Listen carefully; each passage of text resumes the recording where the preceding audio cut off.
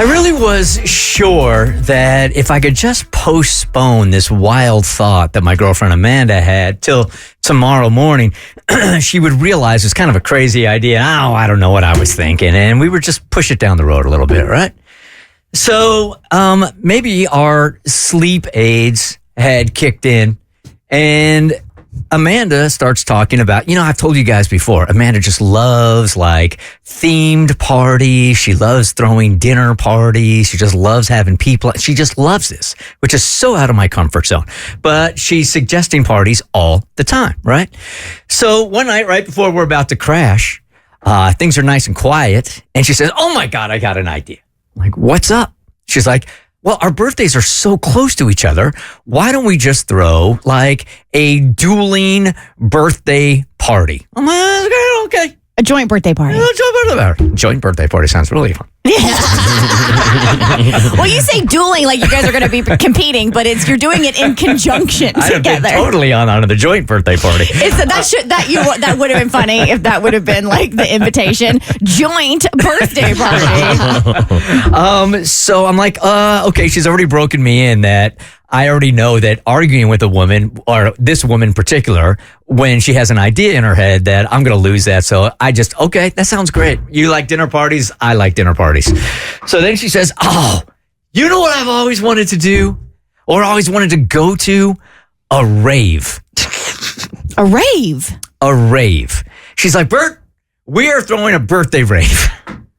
A birthday rave. Yeah. I'm not exactly sure what a rave is. How can you throw a rave if you've never been to a rave? Right. That's such a good question.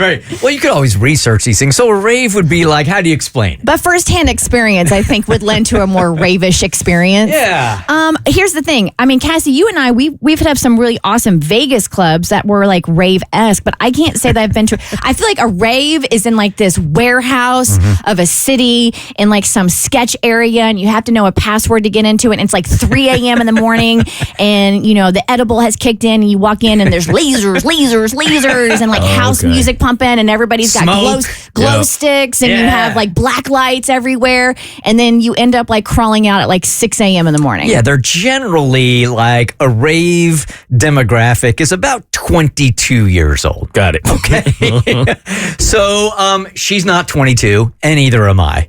So when she brought this idea up, I said to her, hey, let's just table this till tomorrow morning, when we can both focus on it, knowing that she would wake up the next morning and go, that was a weird idea. That must have been the sleep aid. Mm-hmm. So we wake up the next morning and she's like, okay, so let's start planning the rave. And I'm like, so you're serious about this thing, huh? She's like a dog with a bone. She's not going to let it go. I mean, she is not. So we are going to be throwing a birthday rave in just a couple of weeks. So she's doing most of the planning on it. What time does your rave start? 7 o'clock.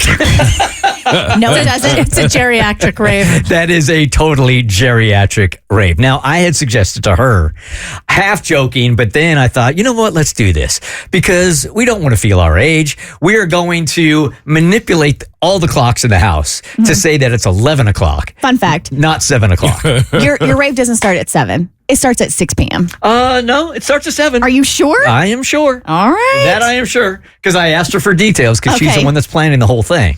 So our rave will be at 7 o'clock and it will still be light out. So we've already figured out that we've got to have like blackout curtains, tin foil on the windows or something. What? Cassie, what's the invitation say? 6 p.m. Yeah, what's going on, man? She literally wrote to me in a text, starts at 7. You all don't even know what time your party starts. So I think that what is happening is the 6 o'clock is the food part and the rave actually starts at the 7. Oh, it's a catered rave. Yeah, those are my favorite. I wonder what kind of charcuterie boards are going to be at this rave. No. It's not going to be a charcuterie board. She has told me that there's going to be tapas and finger foods at our rave. Okay. Ooh, grab your mozzarella stick before we head to the basement for the rave. Finger cucumber sandwich. Also sticking with our age, it is going to be a silent rave. So we are all going to be wearing the headphones on. So it's like a silent disco. We're not a rave. This is a cruise ship rave. This is great. The headphones are going to block out the birds chirping outside at 6:30 when you're trying to get it on. And then she hits me with this exclamation point after glow sticks, black lights, smoke, and lasers.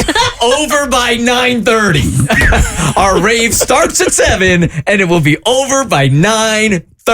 You know, that's the kind of rave I can get behind. The Bert Show.